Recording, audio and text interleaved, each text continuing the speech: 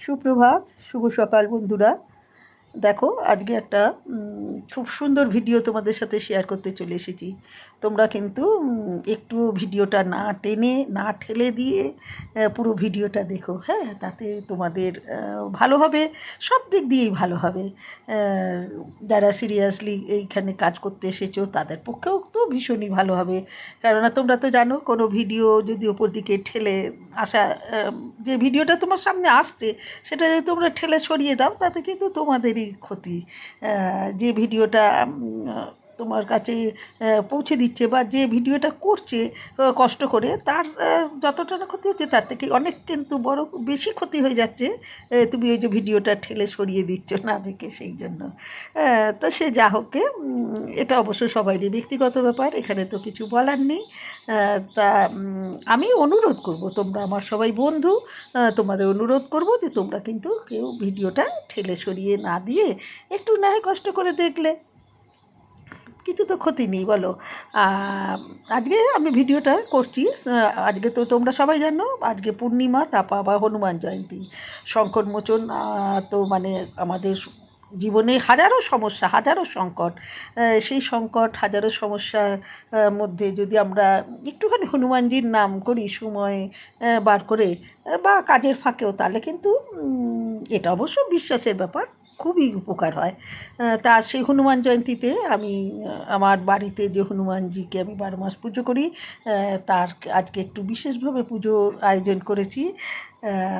বিকেলবেলা যাব হনুমানজির মন্দিরে, কিন্তু সকালটা আমি আমার বাড়িতেই করেছি।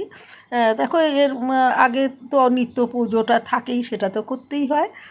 নিত্য পুজো সেরে নিয়েছি, আর আজকে যেটা মানে বিশেষ চমক যেটা বলবো, যে ওই জন্যই বলছিলাম যে ভিডিওটা না ঠেলে দেখো। দেখো, আজকে না হনুমানজির পুজোতে মানে আমিও অবশ্য এটা জানতাম না, আমারও কারো থেকে কোনো বন্ধুর থেকে বলবো যে পাওয়া এই যে যে আমি যে উপায়টা তোমাদের দেখাবো, যেটা যে উপায়টা করলে কিন্তু কোনো ক্ষতি নেই, অথচ কিন্তু হয়তো লাভও হতে পারে, এইরকম একটা খুব ঘরোয়া উপায় তোমাদের সঙ্গে শেয়ার করতে চলে এসেছি।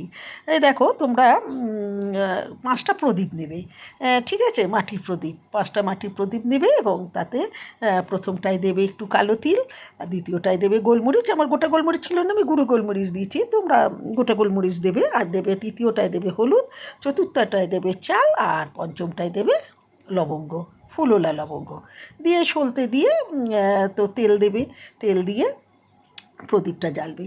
এবার এগুলো কি ব্যাপারটা কি, কেন আমরা 5 রকমের দিলাম, সেটা এবার আমি তোমাদের সঙ্গে শেয়ার করব।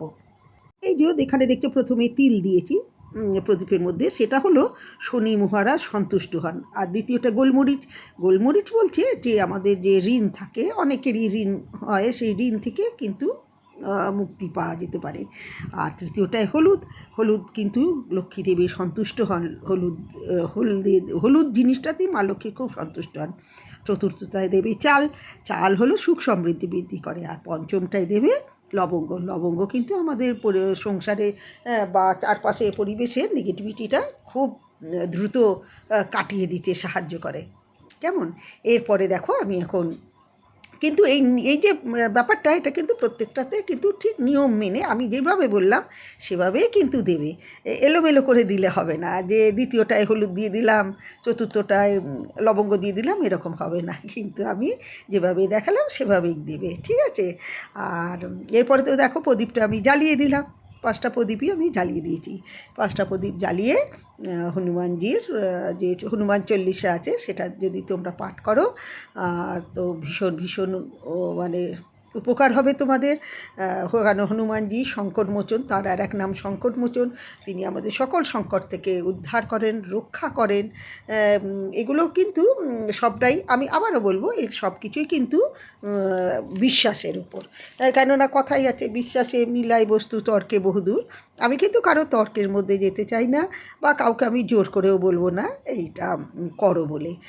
যারা আমার এই ভিডিওটা যাদের কাছে পৌঁছবে আজকে, ধরো এর মধ্যে যদি যাদের কাছে পৌঁছচ্ছে না, যাদের কাছে এই মুহূর্তে পৌঁছচ্ছে, তারা কিন্তু চাইলে চান টান করে উঠে তোমরা এটা করতে পারো।